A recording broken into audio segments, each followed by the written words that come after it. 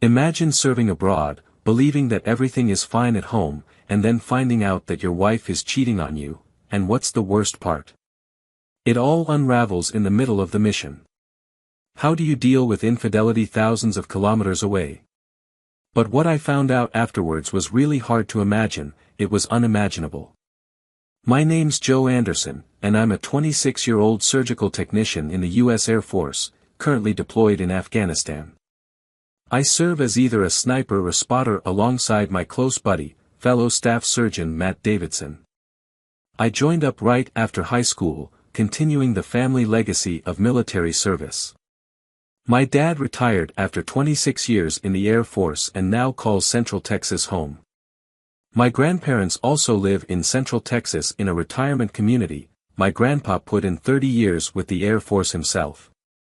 Even my great-grandfather served in the Army Air Corps during World War II, so you could say military life is in my blood. I met my wife, Kelly Thompson, when I was studying in Mississippi, and we got married not long after. Her parents both served in the Air Force too, and they're thinking about retiring down in Central Florida. We were thrilled when I got stationed at Patrick AFB, close to Melbourne, where her folks, Jim and Linda, live. Our son, Jake, was born there 3 years ago, which made having babysitters nearby really convenient. To set aside some money for our future, I started a small cleaning business.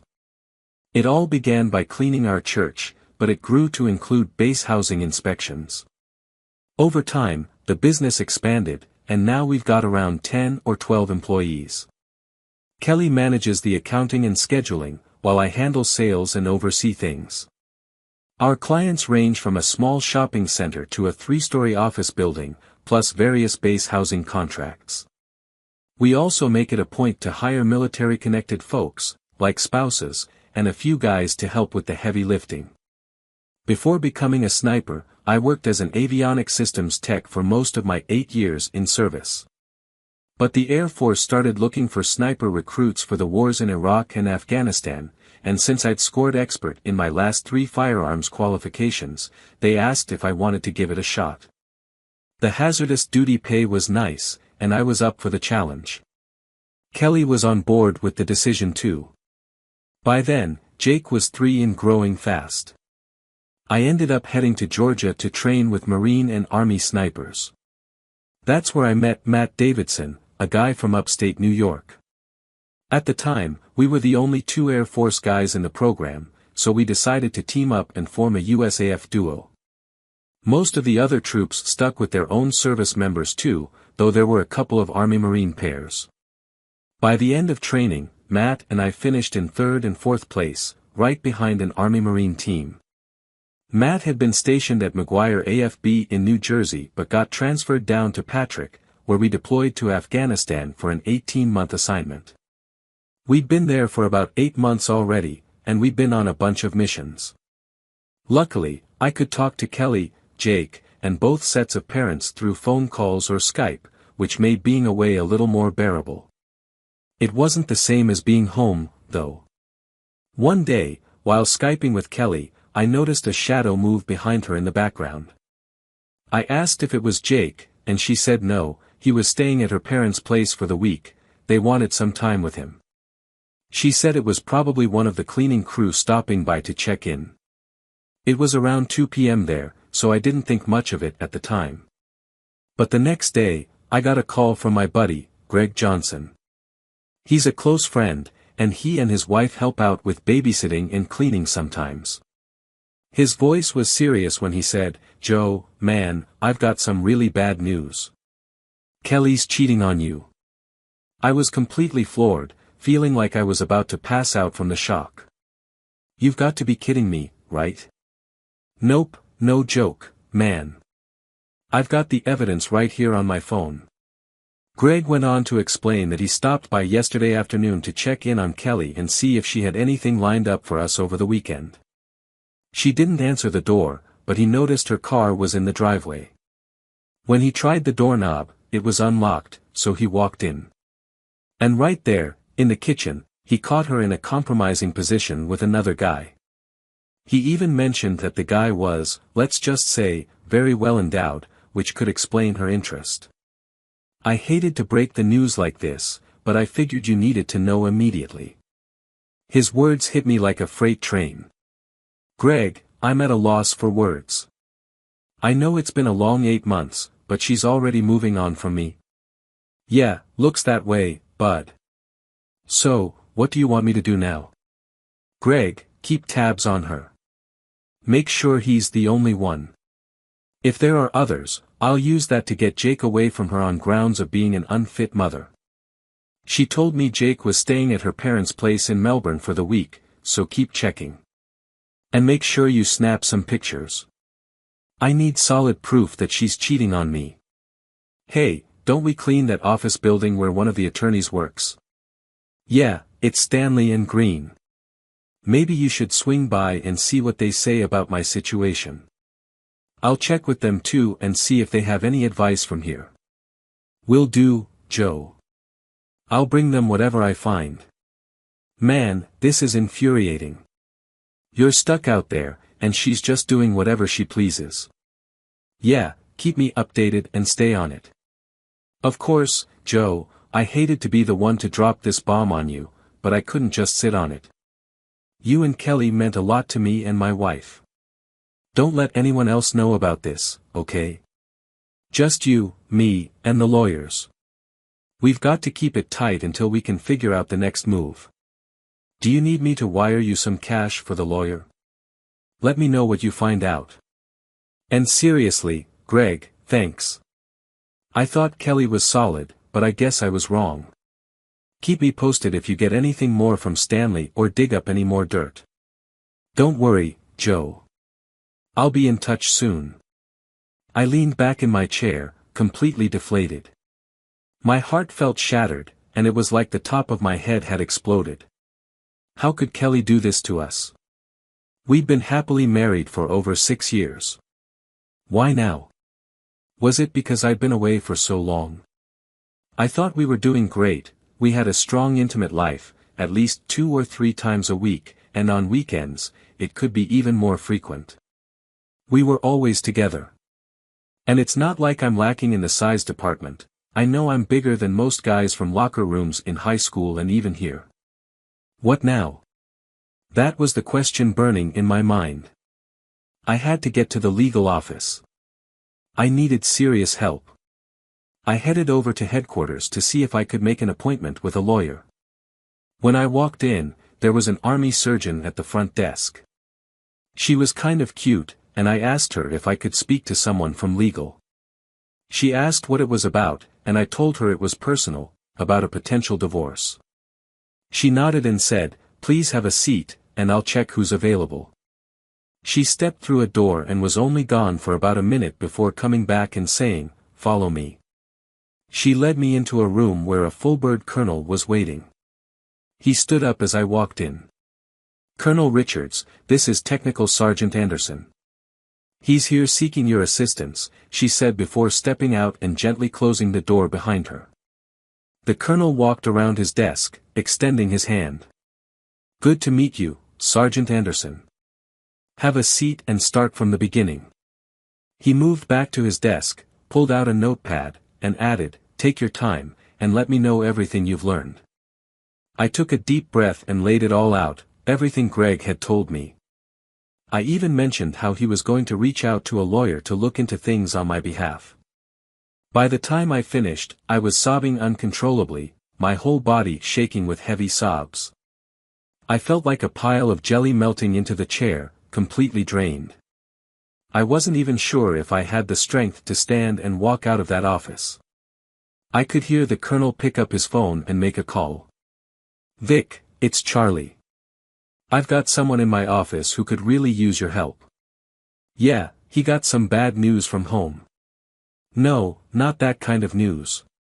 "Yeah, exactly. He needs a little support right now. Can you try to track down Staff Sergeant Matt Davidson too? He could use his partner. He'll be fine with me for now, but get here as soon as you can." "Thanks, Vic. See you shortly." "Now, son, I've got some people coming to help you out, folks who can really be there for you." We're also trying to find your partner Matt so he can be here as well. For now, just sit tight, and we'll get you the support you need. I sat up slightly and tried to regain my composure. I can wait out in the other room so you can have your office back. I don't want to take up your time or be a bother. Nonsense, Joe. I'm never too busy for someone going through what you are. I know this feels like an overwhelming blow, but with time, things will start to get better. It won't be easy, and it won't happen fast, but the pain will lessen.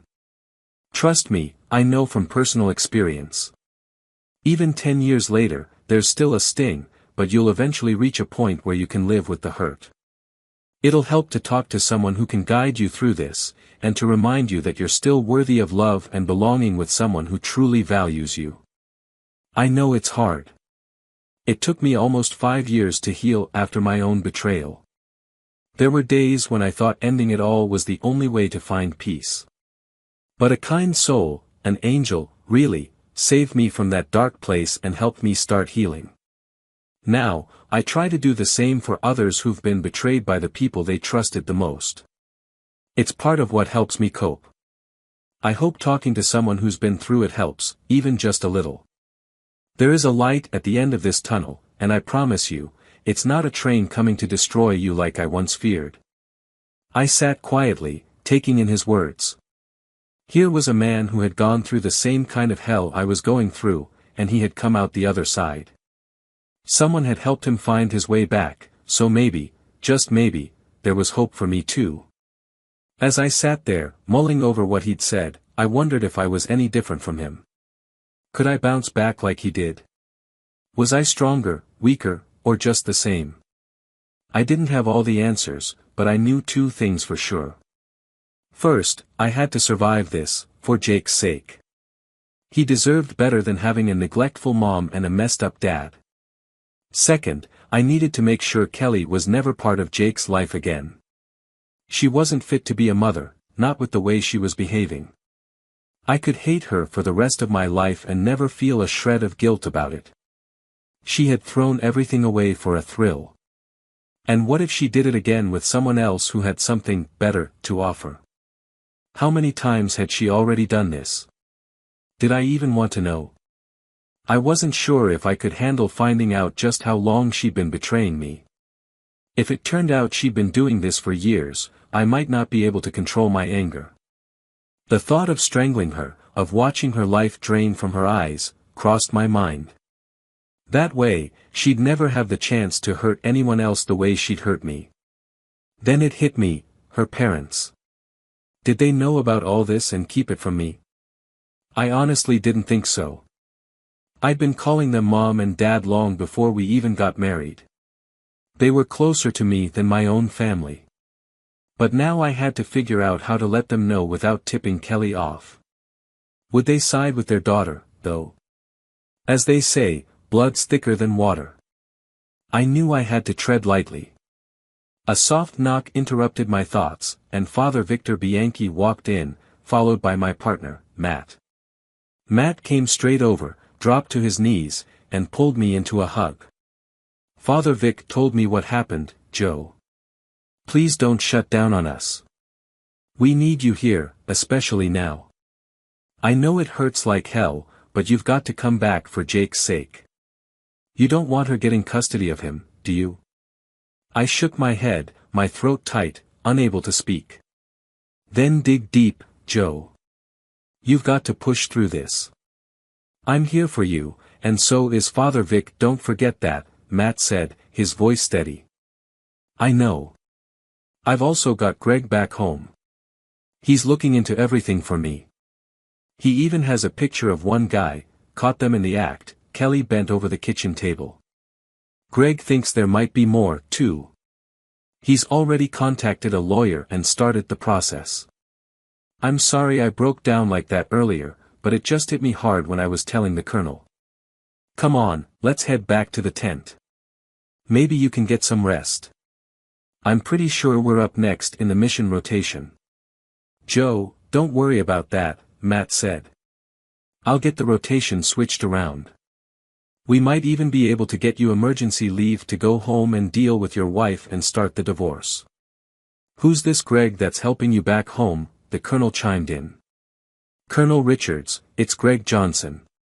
He's in my phone contacts. He was heading over to see a law firm, something like Stanley and Green. We couldn't remember the full name, but they're on Atlantic Drive, just south of Sunrise Avenue in Indian Harbor Beach, Florida. My cleaning business handles their offices. You own a cleaning company, Sergeant? Yeah, me and my cheating wife run a small cleaning business. We've got about 10 to 12 employees. The guy Kelly was with works for us, or used to, until I get back to fire him. Are both of you listed as officers of the company? No, just me. I started the business and asked her to help out with the cleaning. Eventually, she took over scheduling and bookkeeping. I'm the president, and I handle sales. Is that relevant, Colonel? I asked, confused. Yes, it might be. Did you file everything with the state and get a business ID? Yeah, the legal office on base took care of it for me. They submitted all the paperwork. I've got both state and federal ID numbers for taxes and payroll. Everything's legit. I withhold taxes and send them to the IRS quarterly. Good job, Joe. You've got everything squared away. Now we just need to get you settled down. I'll contact Greg and get the name of the lawyer. I'll take it from here until we can bring your new attorney up to speed. For now, why don't you and Matt head back to your tent, and I'll notify your commanding officer that you'll need some time off to process all of this. Thanks, Colonel Richards. I'd really appreciate a couple of days to sort through everything I'm feeling. After that, I think I need to get back on a real mission. Blowing off some steam will help, and to be honest, shooting has a way of calming me down. Colonel Richards smiled. He's not kidding, shooting really does mellow him out. After a mission, we're both so relaxed, it's like we're floating for days. Our Southeast Major, Kelly, always says he loves our approach to missions. We're tense during the briefing, but the moment we're out there, it's all business. Then when we come back, it's like a celebration. He wishes all his snipers had our mindset. Are you both snipers? Father Vic asked. Yes, Father, Matt replied. We're both qualified. We alternate depending on who needs rest. One of us shoots, the other spots. There's no competition between us about who's better. When we finished sniper school, our scores were only a few points apart, and our confirmed counts are nearly the same. As a team, we've got 54 confirmed kills and 23 possibles between us, but honestly, neither of us could tell you our individual numbers. We're probably even, but we don't focus on that. We just do our job to the best of our ability, and that's what matters to us. We're a team, and what affects one of us affects the other. Any glory we get, we share. I think that's why our Southeast Command puts us on the toughest missions. They know we'll get the job done. That's admirable, Matt. You've got one spirit shared by two bodies and minds. You're a real team, and quite a strong one at that, Father Vic said approvingly. Colonel Richards chimed in, I couldn't agree more, Vic. You could see at the moment Matt walked into the office, his first priority was Joe. After that, it was about gathering information and finding a way to fix the situation. They really are a team, like you said, two bodies, one spirit. It's rare to see that kind of unity in young folks today, Father Vic said. A lot of people these days are all about me, but these two have a sense of pride and responsibility for each other. Colonel Richards took down Greg's number while Matt and I left the office, leaving the Colonel and Father Vic to continue their conversation. Matt helped me get back to our tent, and I immediately took a couple of aspirin before collapsing onto my cot. I was out cold. By the time I got back to the tent, it was around 2:30 a.m., so most of the other guys were already gone. We slept in the tent reserved for night operations since we usually deployed after dark, so we shared the space with the night shift crew. I didn't hear a thing until I glanced at my watch, realizing it was already 10 a.m. The lighter shade of the tent walls confirmed that it was daytime. Even with the double-walled tents, the light always managed to seep through during the day over here. I stirred, and before I could fully sit up, Matt was right beside me. "How are you feeling?" he asked. I had slept a solid 8 hours, and while I felt a little disoriented, I was mostly hungry. "Let me hit the head, and then we can grab some chow." "Sound good?" "Joe, you didn't just sleep 8 hours, you've been out for over a day. It's Thursday now. We saw Colonel Richards late Tuesday night, or more like early Wednesday morning. Today's March 15th. You definitely needed that rest. We've got a meeting with the Colonel tonight at 2400 hours, so let's go grab some food." I slept an entire day. Man, I must have been wound tight to sleep that long. I didn't even crash like that after Mission 27. What was it? We were up for 120 hours straight, right? 122 hours and 17 minutes, to be exact, before we finally crashed in our bunks and slept for 18 hours straight. You just broke that record with 34 hours of solid sleep. So yeah, I think it's time to hit the latrine and grab some food. The guys in the tent were even getting worried you'd gone comatose. Oh, and I need to fill you in on some phone calls you missed while you were out. There's some pretty interesting stuff you'll want to hear. I've already typed up the conversations. I think that's why Colonel Richards wants to meet tonight. He's been on the phone non-stop between here and Florida. We left the tent and hit the latrine. After freshening up and putting on a clean uniform, we headed over to the chow hall. A few of the guys from our tent greeted me with a grin, throwing out jokes about Sleeping Beauty. When we reached the chow hall, we bumped into Sergeant Lila Rester, the sharp one from the JAG office. Well, look who's back from the dead. Feeling better now, Sergeant Anderson? We were all a bit concerned when you crashed that hard for so long. I guess your body needed a serious reset, 'cause you're looking a lot better than you did when you came in the other night. Glad to see you back with us. Maybe now you can start living again.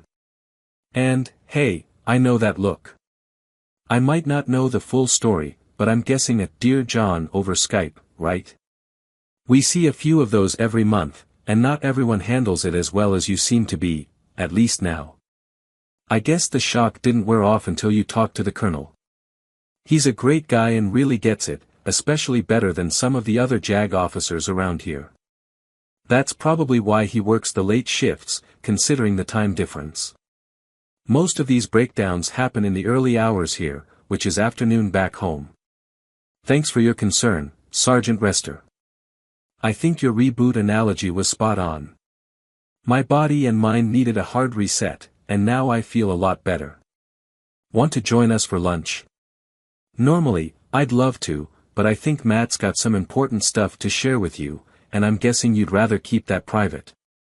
I know some things since I handle a lot of document transcription and monitor emails, but don't worry, most of it goes in one ear and out the other. Otherwise, I'd be a mess. How about we meet for dinner tonight? 6 o'clock here.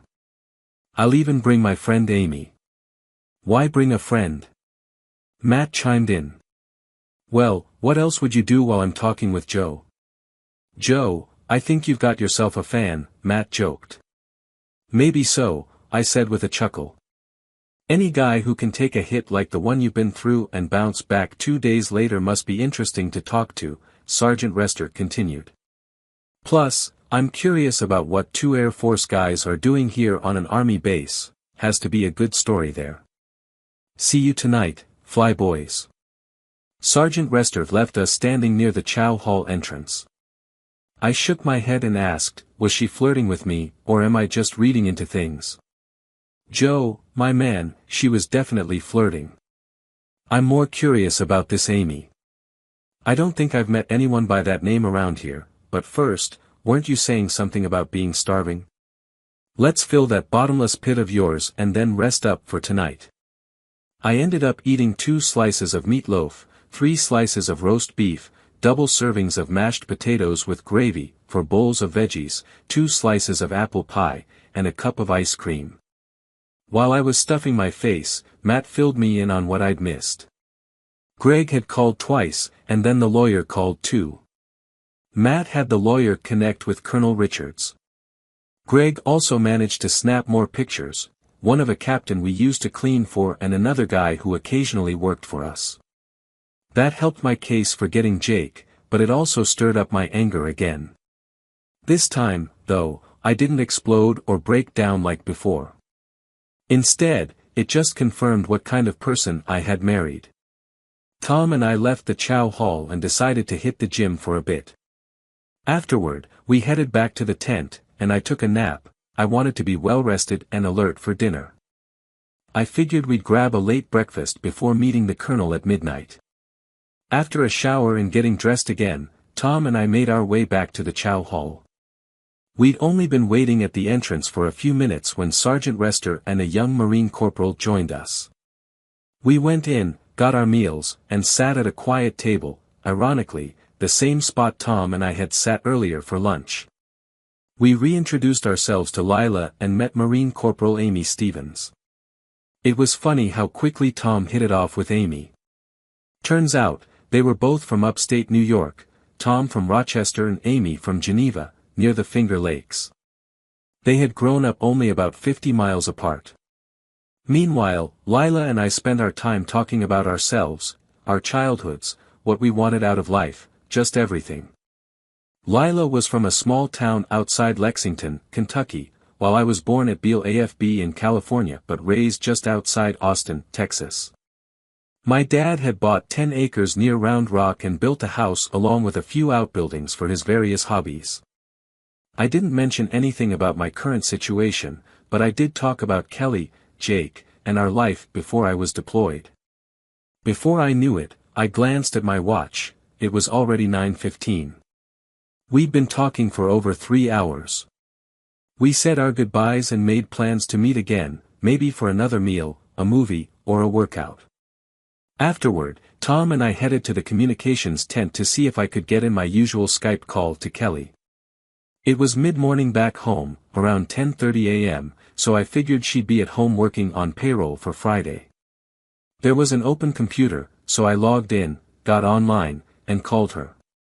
Kelly answered quickly, jumping on the screen. She was dressed in a nice blouse, her hair mostly done, though a small section stuck up in the back. I wondered about that. We had our usual loving chat, and I had Tom say hi as well. The whole time, we kept a close eye on the background to see if anyone else was there.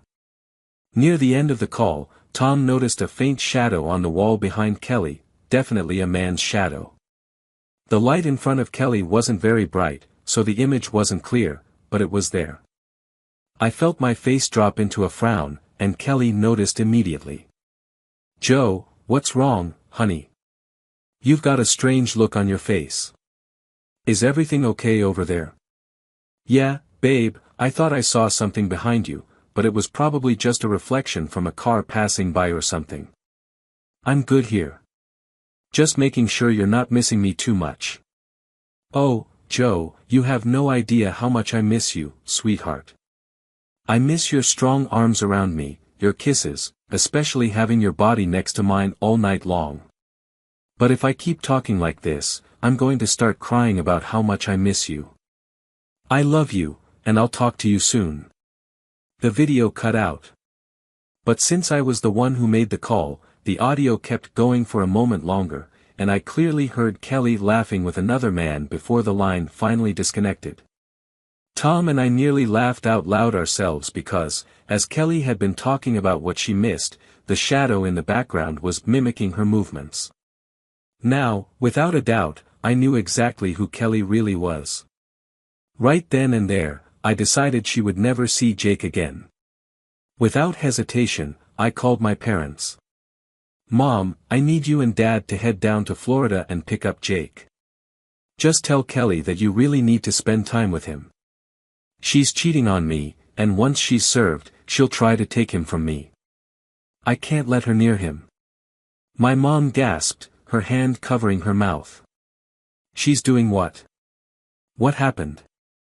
Of course, we'll do it, but why all of a sudden? Mom, I just found out on Tuesday that Kelly's been cheating on me. You remember Greg Johnson, right? He and his wife Marie lived around the corner from us when you and Dad visited Florida. Well, he walked in on her with some guy in our kitchen and called me right after. He even took a picture. I've already started the divorce process.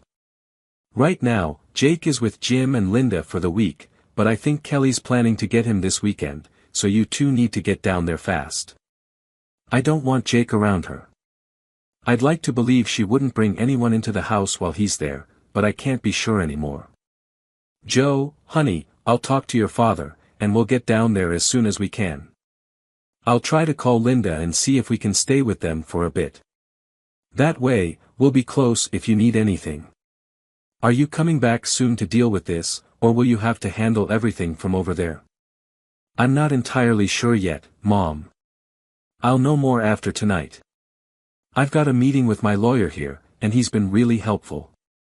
He went through something similar years ago, so he understands what I'm dealing with. Having Matt around has been a lifesaver too, he's been my rock. He says hi, by the way. Is Matt there with you? Bring him on the screen, I need to say something to him. Matt pulled a chair up next to me and said, "Hey there again, Mom. I hope it's okay I call you that since I don't get to talk to my own mom much. She doesn't have a computer with a camera, so I only see her when she's at the library. Matt, you can call me Mom anytime. You've been such a great support for Joe, helping him through this mess. That says a lot about your character. Give me your mom's address, and we'll send her a camera for her computer so you can video chat with her like Joe does with us." Mom, you don't have to do that. I've been trying to get her to upgrade her laptop, but I think she's avoiding it because she doesn't want me to see her new boyfriend.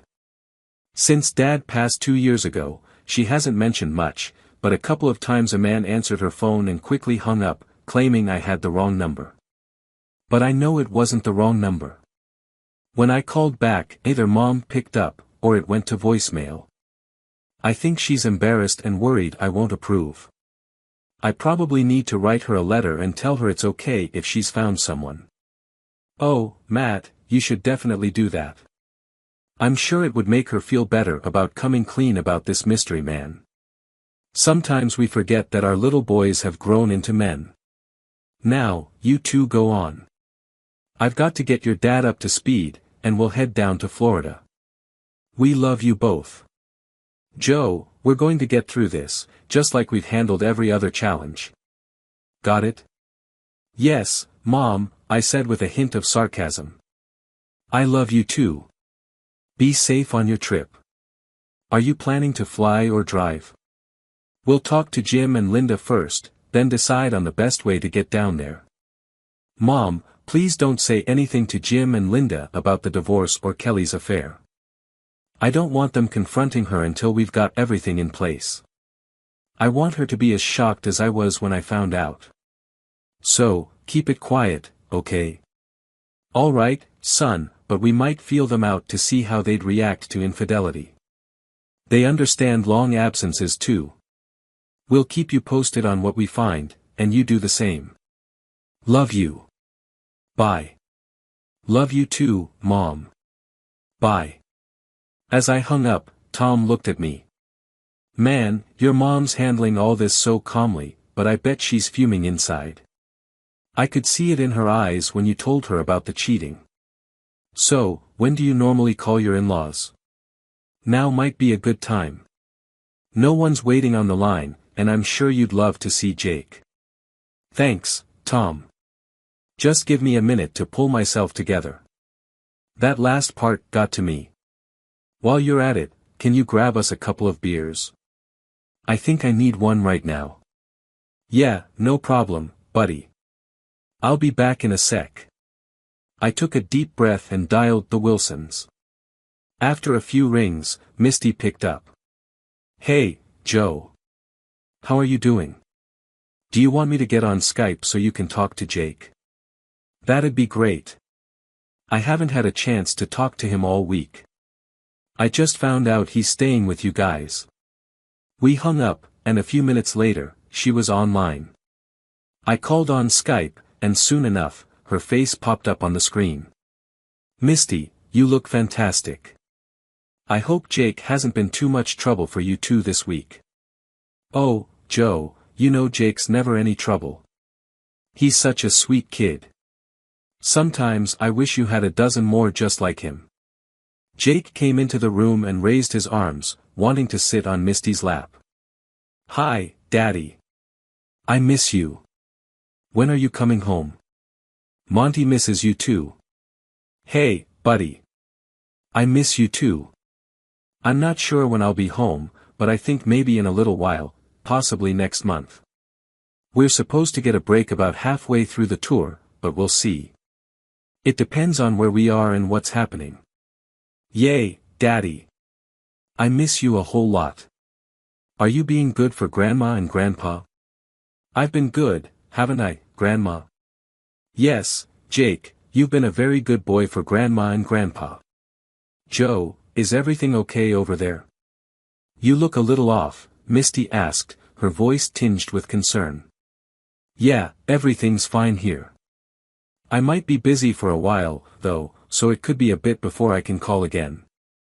Jake, make sure you're good for your grandparents, and take care of your mommy for me, okay? Okay, Daddy. I'll take care of Mommy. Can I go play now? Yeah, buddy, go ahead.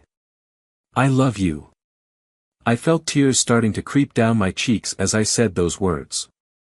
Misty noticed, and as she let Jake hop down from her lap, he called out, I love you too, Daddy. Come home soon. Then he dashed out of the room. I closed my eyes for a moment and whispered a silent prayer, please, Lord, watch over my son and keep him safe. Joe, something's wrong, isn't it? I can see it in your eyes. Are you hurt or headed on some dangerous mission? Misty, it's nothing I can talk about right now, but there are some changes coming. Oh, by the way, I spoke with my mom before I called you. She and Dad are thinking of coming down to see you all soon. Apparently, they've been planning it for a while, but I just heard about it tonight. Surprise. They're even talking about taking Jake to Disney World. You all could go too, wouldn't that be fun? Joe, I know you almost as well as I know my daughter. What's really going on? Believe me, Misty, I can't say anything just yet. Maybe next week or the week after, I'll be able to explain everything, but for now, it has to stay under wraps. Please. I'll tell you what, Joe, Misty said firmly, I might do a little digging myself and see if I can't find out what's going on. Misty, please, I pleaded. This has to stay a secret, especially from Kelly, no, especially from Kelly. I wish you didn't even know as much as you do. Please, for my sake, let it be for now. I'm begging you. Okay, but I'll be expecting answers soon. You got that? Yes, ma'am, I promise you'll know everything pretty soon.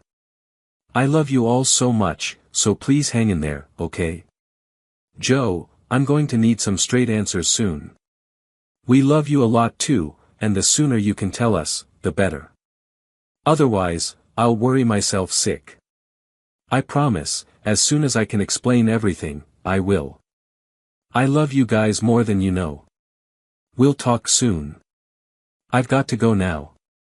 Bye. I ended the Skype call and sat there crying again. I wanted to trust them so badly, but I couldn't, not yet. Not until I was face to face with them, or at least until Kelly had been served. Whichever came first. Tom came back with a beer for each of us, and we made our way back to the tent for what could only be described as a pity party. We sat there, sipping our beers in silence for a while, just reflecting on our lives and the people in them. I told Tom about my conversation with Misty, and he figured she might be headed down the wrong path with her assumptions, but it was hard to say. Maybe she thought I was coming home early or there was some special mission coming up. Whatever it was, we still didn't know what she thought she knew. After a bit, our stomachs started grumbling, so we decided it was time to grab something to eat. We headed over to the Chow Hall, or whatever the army calls it. Lila and Amy met us there, and we all sat down for breakfast, chatting for a while. Before long, it was time for them to go, as they were scheduled for the midnight to 8 a.m. shift. Tom and I left shortly after and headed for headquarters to meet with Colonel Richards. When we arrived at the JAG office, I greeted Sergeant Rester. "Hello again, Sergeant. We've got a 0300 appointment with Colonel Richards. He's expecting us. I'll let him know you're here." "Just a moment." She disappeared through a door and came back a few minutes later. "Follow me, please. The Colonel is ready for you now." Tom and I followed her into Colonel Richards' office, where we took seats in front of his desk. He was on the phone, but it sounded like he was about to wrap up. We sat quietly, waiting for him to finish. After a minute, he hung up and turned his attention to us. "Sergeants Anderson and Davidson, good to see you boys again. I've got some good news, some even better news, and then some great news for both of you. Let's start with the good news. Your lawyer in Florida has agreed to take your case for the divorce pro bono. His name is Walter Gronblad. He handles the civil side, and Ernest Stain takes care of the criminal cases, so you're covered there. From what Mr. Johnson has gathered, there's no doubt about the infidelity, so adultery won't be in question. Given the evidence, there shouldn't be much of a contest, especially since you're serving overseas." He paused for a moment before continuing. "Now, for the even better news, your company won't be a major issue in the divorce, except that she may have a claim to a portion of it. But don't worry, it's not as bad as it sounds. Since her actions are the cause of the divorce, that will weigh heavily with the judge. And because her name isn't listed as an officer of the company, her claim is weak. Florida isn't a community property state, but it does have clauses about marital and non-marital property. Since you started the business during your marriage, she may be entitled to some compensation, depending on the judge's ruling.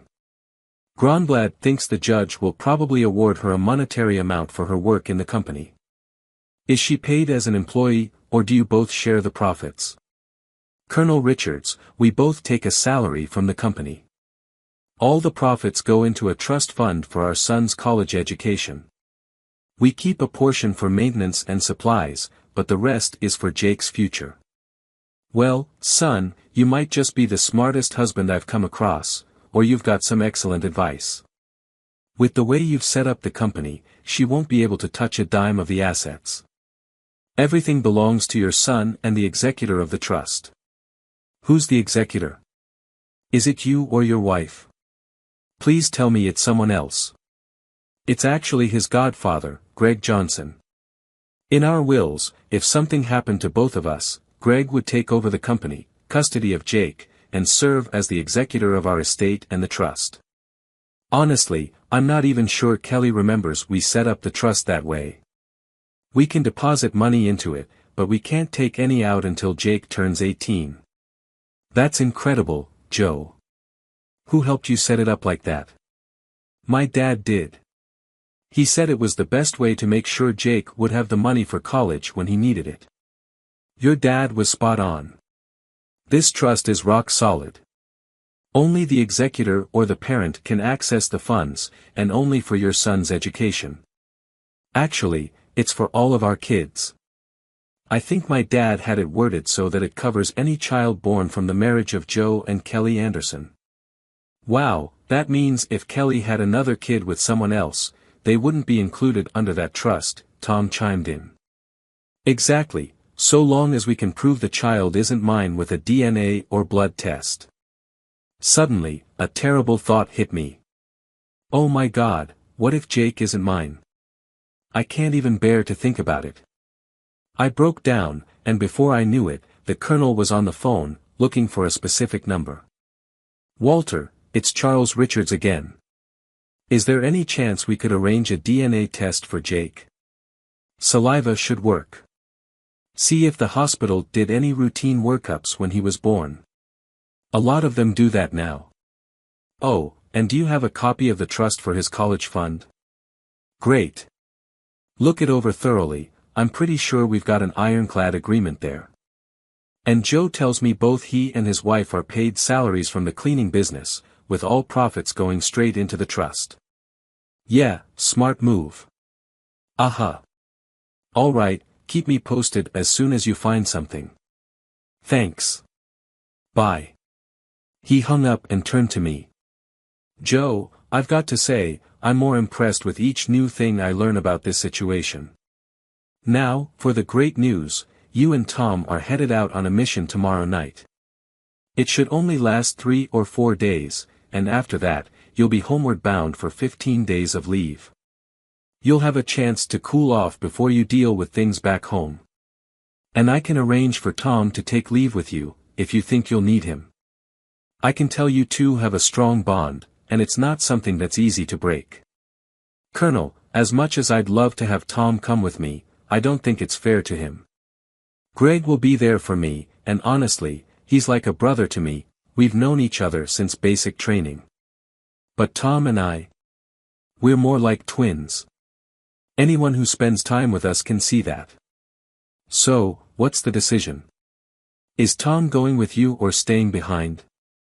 Sir, if I may speak for myself, Tom interjected, I'd love to go with Joe, but I met someone yesterday, and we really hit it off. I'm not sure where things are going yet, and I'd hate to miss out on the chance to see where it leads by leaving for a while. I don't have anyone waiting for me back home at McGuire or Patrick, so if it's all the same to you, I'd like to stay. I hope you understand, Joe. Tom, I'd never forgive myself if I messed up your chance with Amy. She seems perfect for you. Growing up just 50 miles apart, you two have so much in common right from the start. I can't be that selfish. Stay here, and hopefully, you'll have something good to tell me when I get back. Oh, and before I forget, I need both of you to sign this document. Joe, sign where your name and today's date are, and Tom, sign as the witness. I'll fax it back to Walter, and we'll get the ball rolling on serving Kelly. Can we hold off on serving her until I'm back home? I'd like to surprise her with it, say, 15 minutes after I walk through the door. Tom grinned, that's cold, Joe.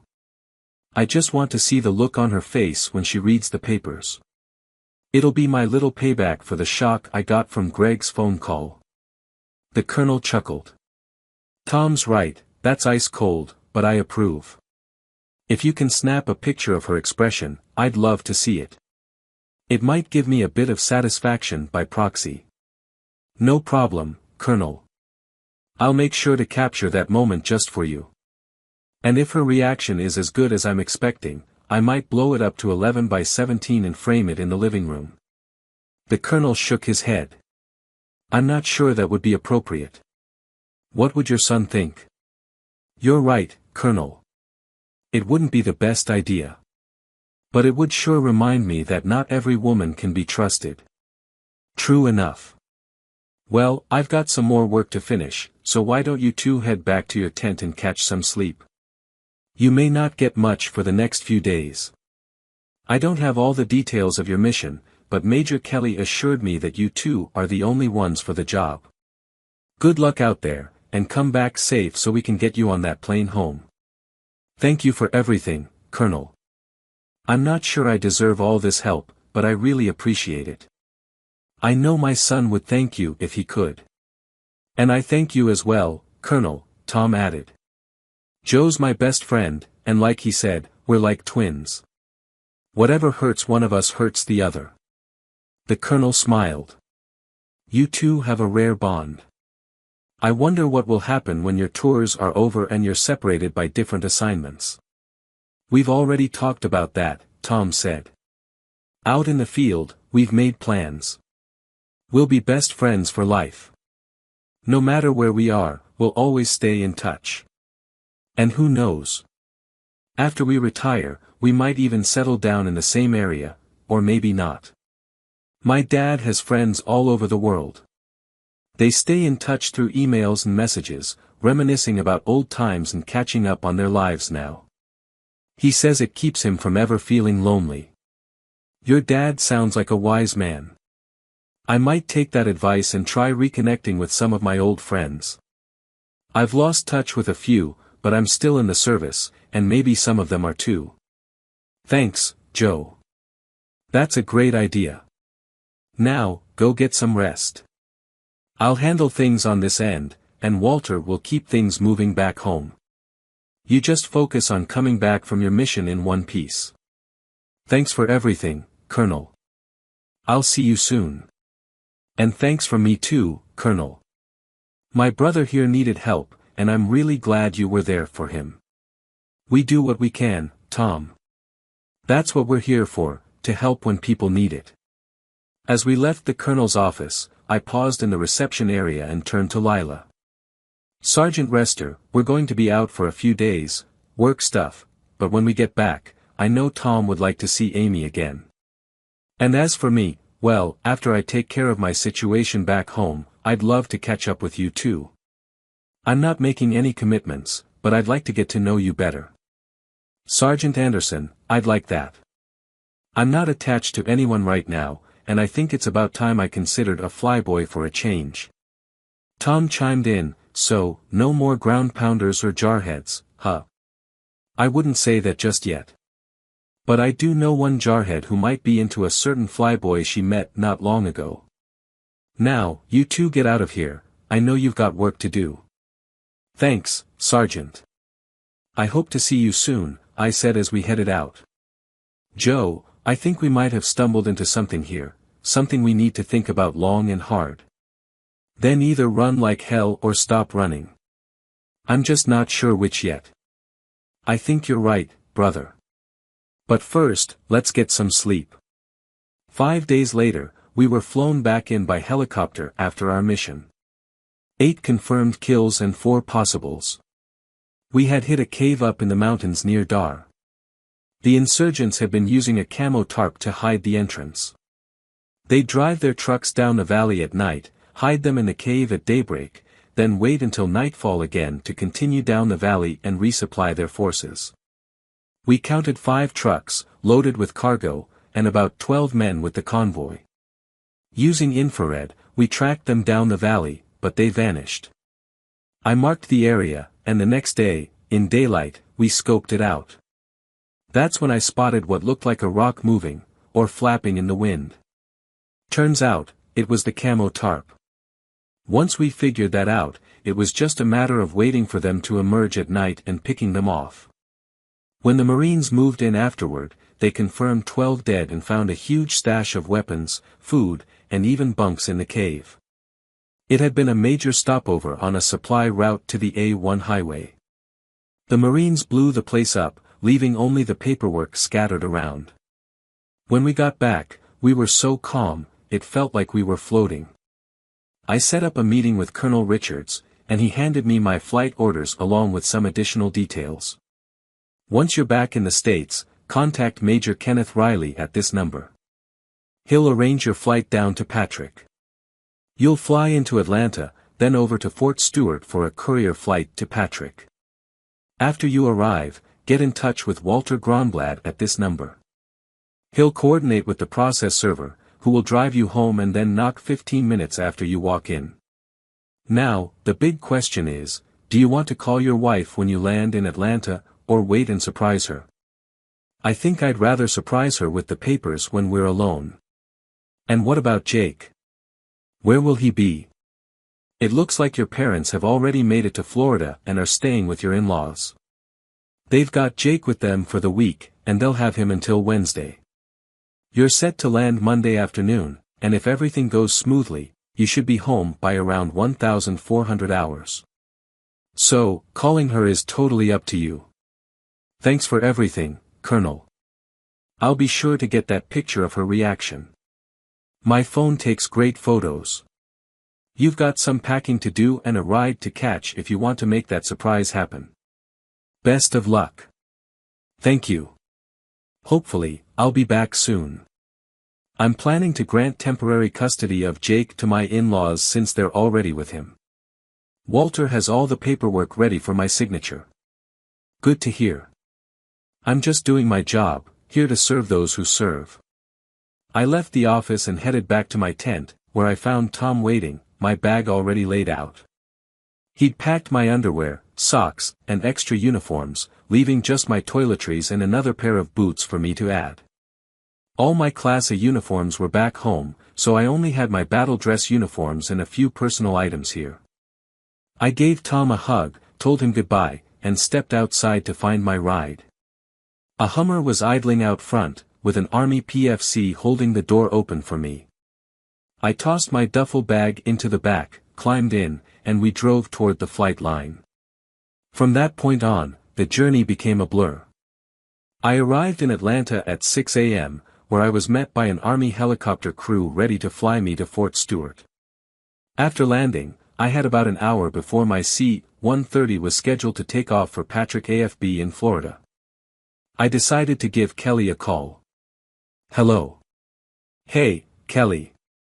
I'm stateside now, well, in Georgia, actually, and I managed to arrange a flight home. I'll be there this afternoon. I'll call you when I get to Patrick. I've already got someone lined up to drive me home. Pretty great, huh?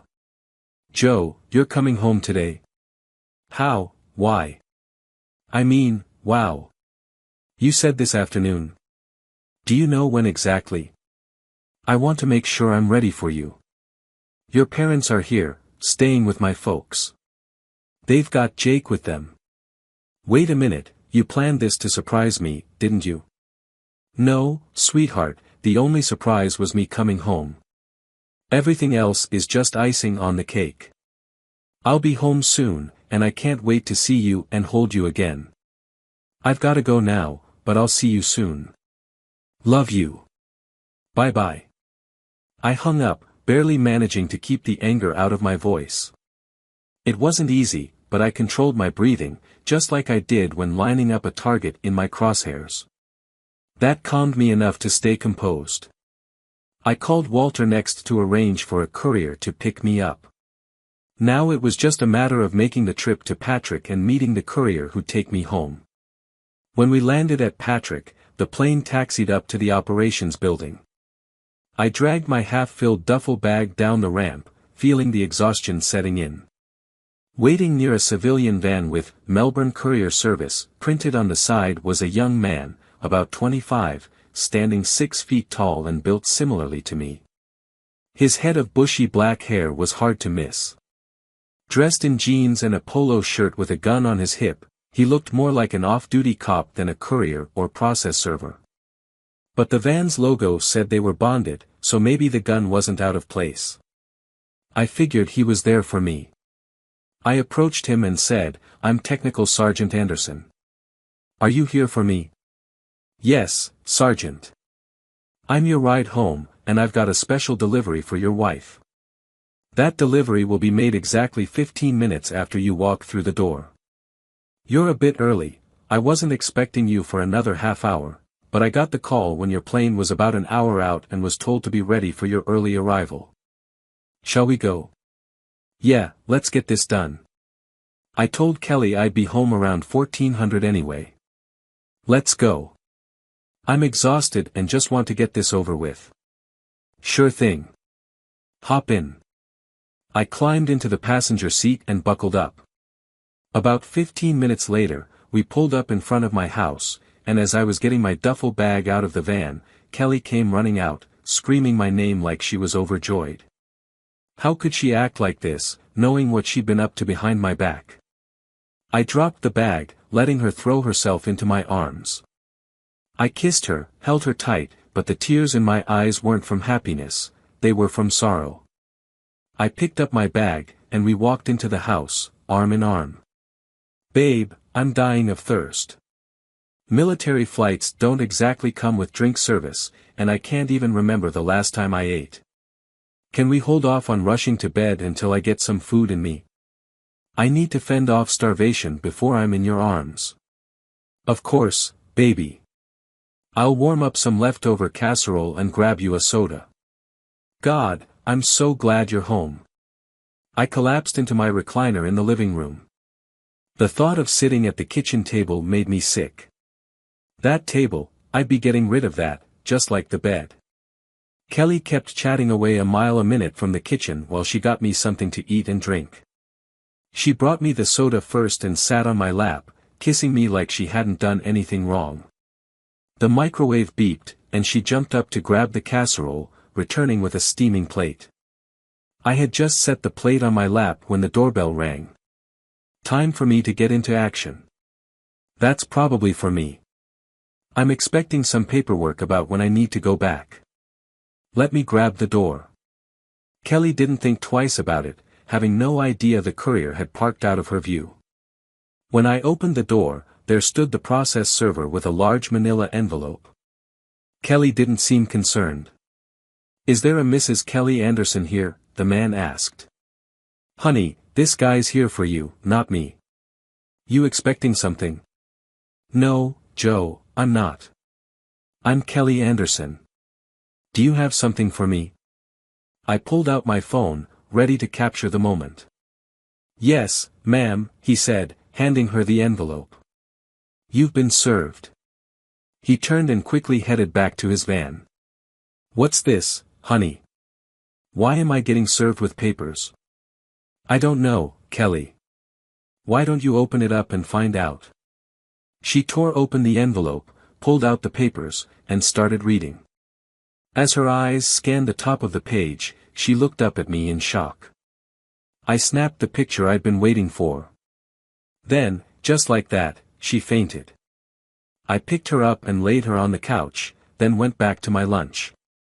After a few minutes, she came to and shot me one of the dirtiest looks I'd ever seen. I made sure to capture that picture too. "What did you expect, Kelly? Did you think I'd just sit back and let you betray me without doing anything?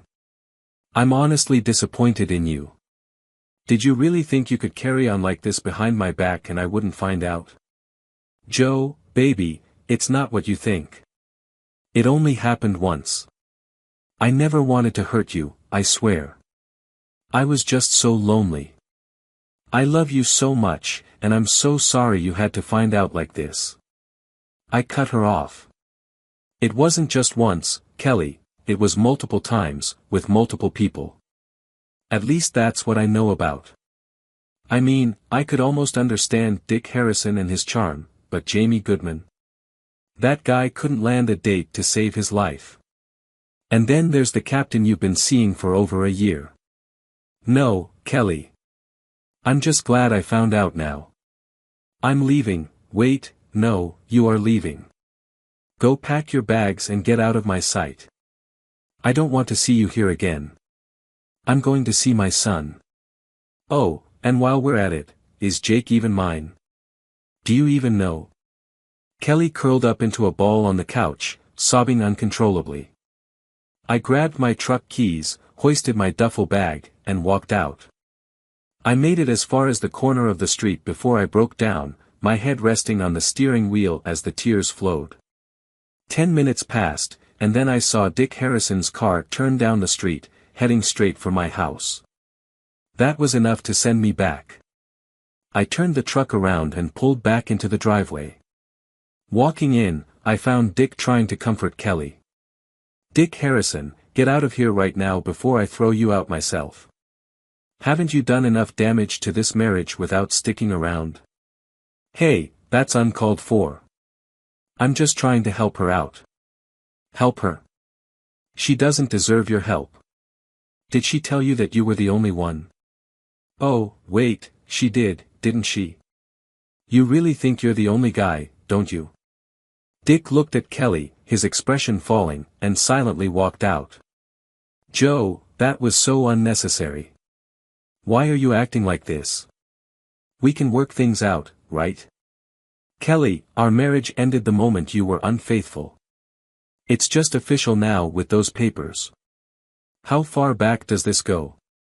"I know about Captain Gregory, that was over a year ago. Does it go even further than that? Be honest." "Yes. Philip was the first. When you didn't find out, I figured I could get away with more. Since I handle the scheduling for the cleanings, I could also schedule time for myself.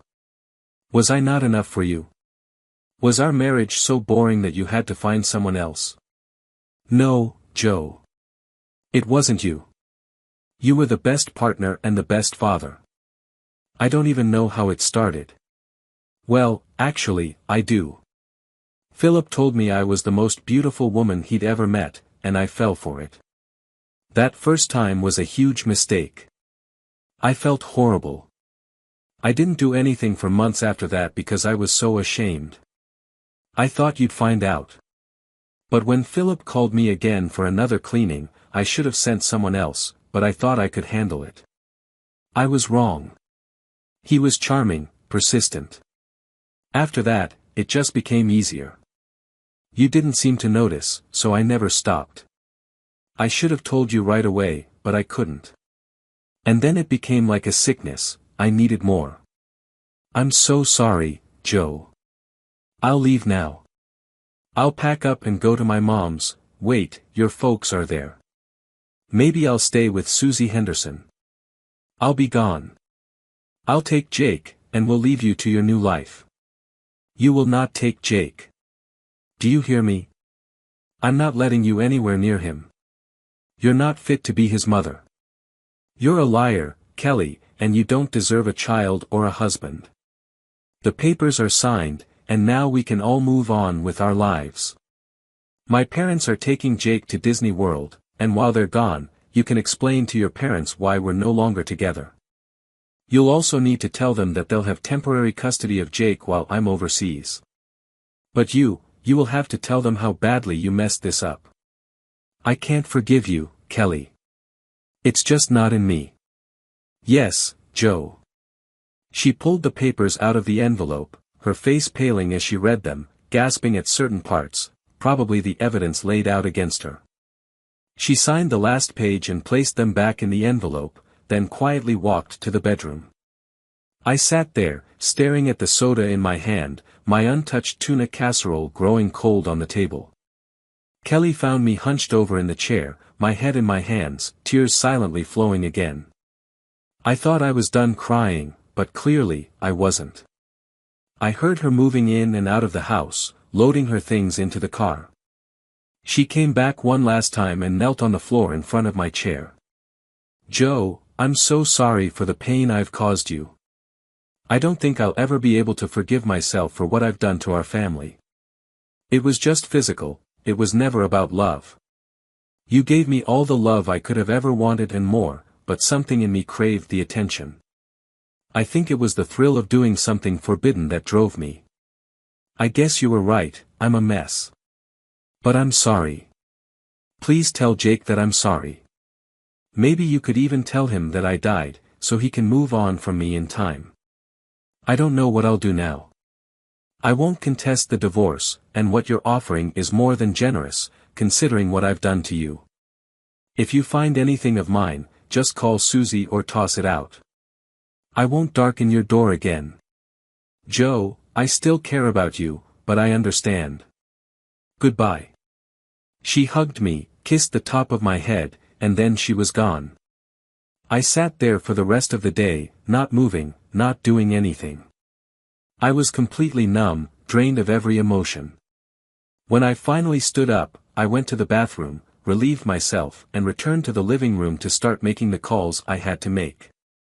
First, I called the courier service to pick up the signed papers. Then I called the Wilsons' house and explained to Misty what had happened. She was upset that I hadn't trusted her enough to tell her the truth the other night, but I think she understood in the end. She hadn't heard from Kelly yet but was expecting a call or a visit sometime today. I also spoke to my parents and asked if they could take Jake to Disney World for a few days. They said they'd love to, and mentioned that Sam and Misty would join them later in the week. That would give Kelly time to explain things to her parents, though how she'd managed to explain betraying me for over a year without sounding like a total wreck, I had no idea. I called Walter to let him know the papers were on their way and asked him to get the custody documents ready for the Wilsons to sign. With me essentially being a single parent and stationed overseas, it was the best option for now. I also realized I probably wouldn't need to rent a house on base anymore. I'd have my cleaning crew clear it out and put everything into storage. Base housing wouldn't let the place sit empty for long. I hoped the next family would have better luck in that house than I did. Next, I downloaded everything from Kelly's laptop. I found a couple of incriminating pictures attached to some emails and saved them onto a flash drive to hand over to Walter when the courier came by. The rest was all business related. After that, I called Susie and let her know she could pick up Kelly's laptop anytime. Everything business related had been saved. I asked her if she had any idea what Kelly had been up to. She swore she didn't but said she'd let Kelly stay at her place for a few days until she figured out her next steps. Then I called Marie Sterling to ask if she knew anyone who could help keep the business running while I was away.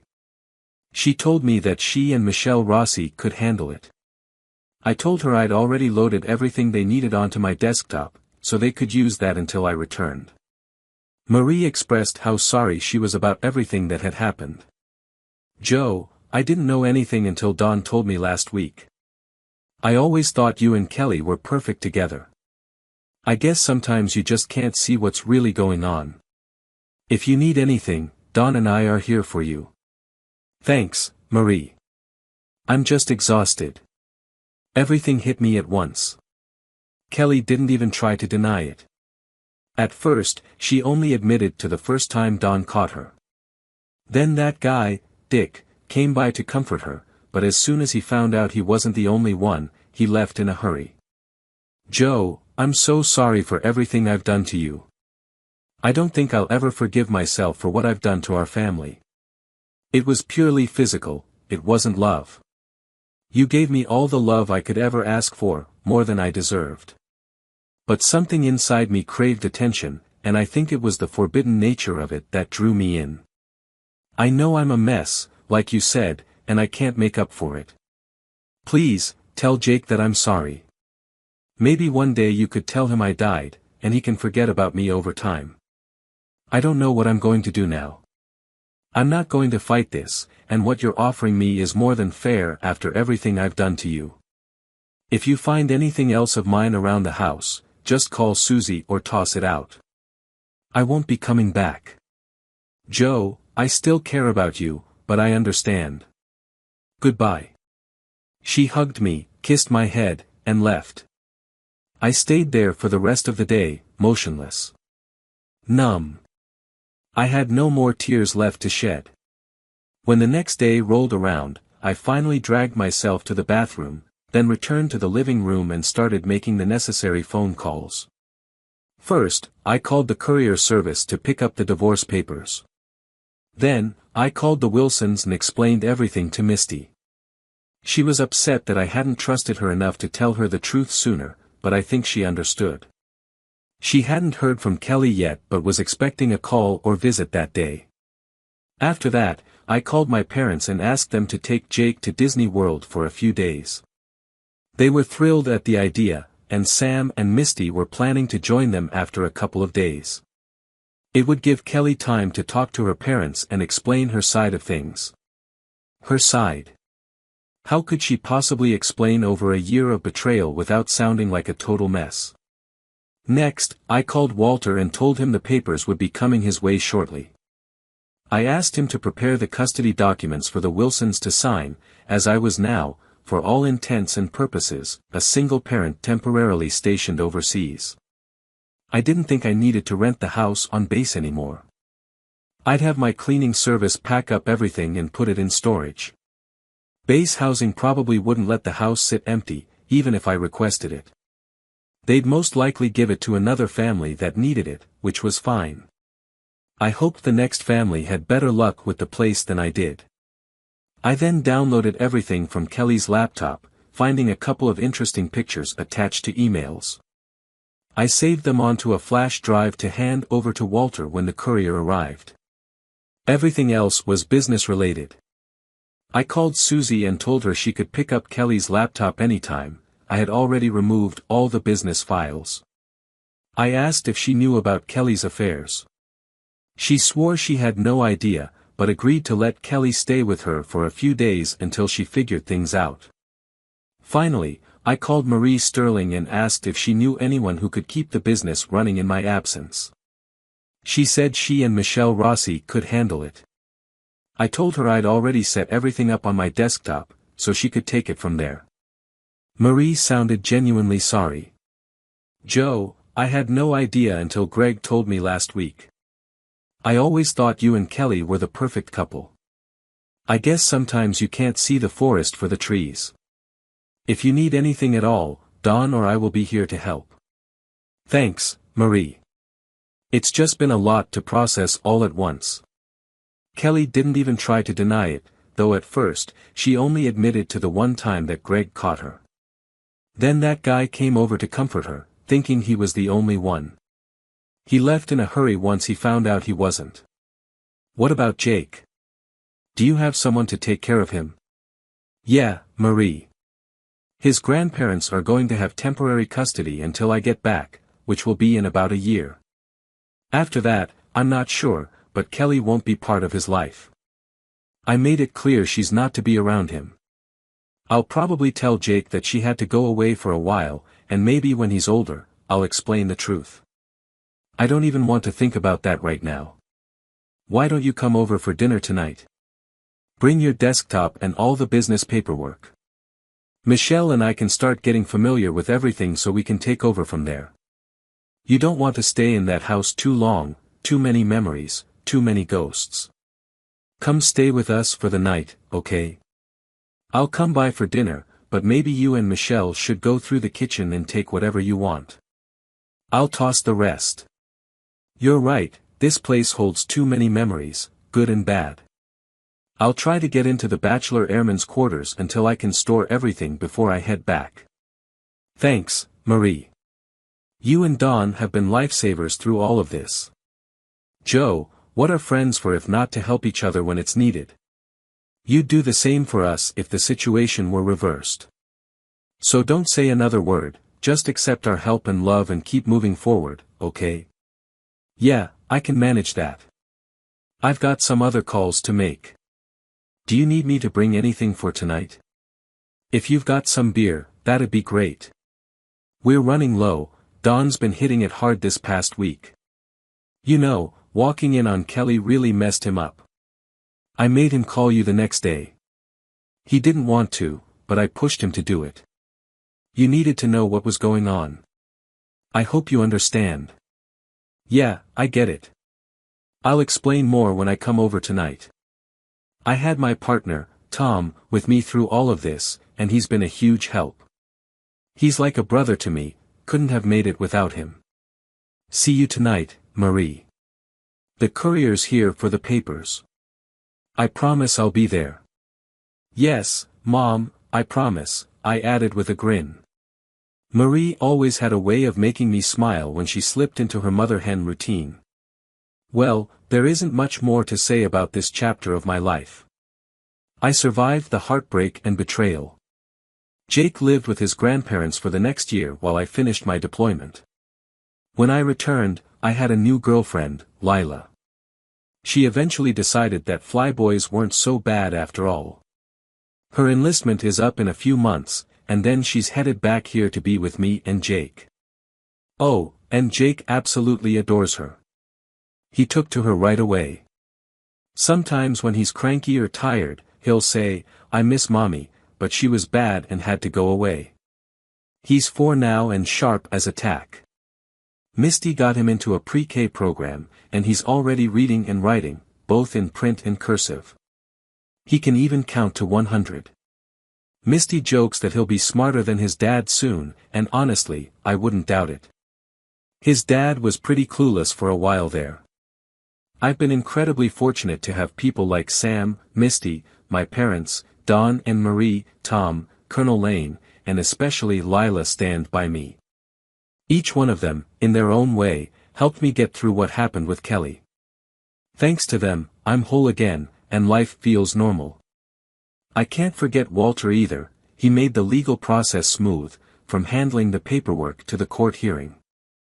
I owe a lot to all of them. Kelly showed up to the hearing with a lawyer by her side.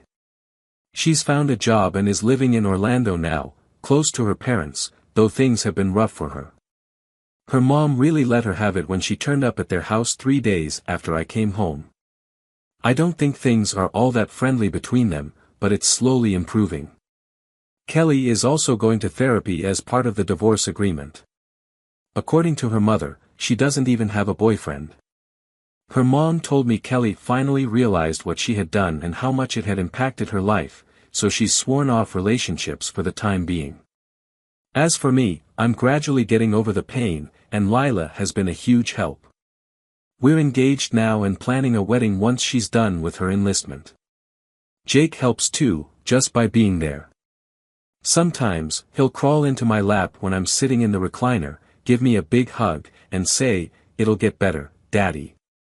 I know it will. He's such a smart kid for only being 4. I'm still working with the launch group as an avionics technician, and I'm up for a promotion this fall. There's also talk about us avionics guys getting transferred out west, places like Barksdale, Tinker, or Davis-Monthan. Honestly, it doesn't matter where they send me. My family will be coming with me. Tom went back up to McGuire, and Amy still has about 6 months left in her current rotation.